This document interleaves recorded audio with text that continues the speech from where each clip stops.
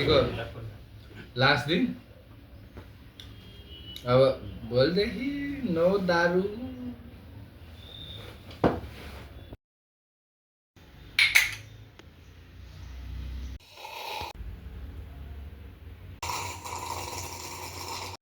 केटाहरू यसपालि नयाँ वर्षमा चाहिँ केही नयाँ रेजोल्युसन चाहिँ गर्नै पर्छ।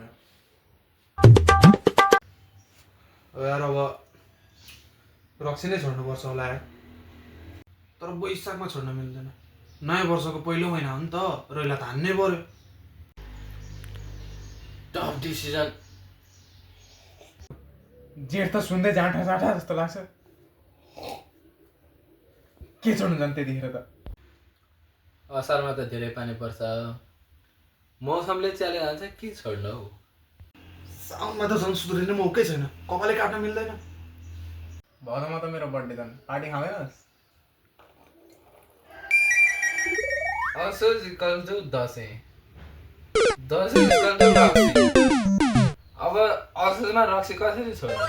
I surrender. कार्तिक भनेको कुकुरको महिना, अब मेरो भाइहरूको महिनामा म कसरी रक्सी छोड्नु यार। मङ्सिरमा त झन् बिहेको मौसम। कसैले रोक्न सक्दैन मलाई। उसमा त झन्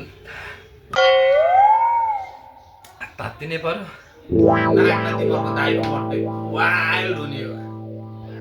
फागुनमा झन् बम बम भोलि बम बम शिवरात्रि आउँछ। चैत वर्षको अन्तिम महिना, 83 को लागि पनि रेडी हुनै पर्यो।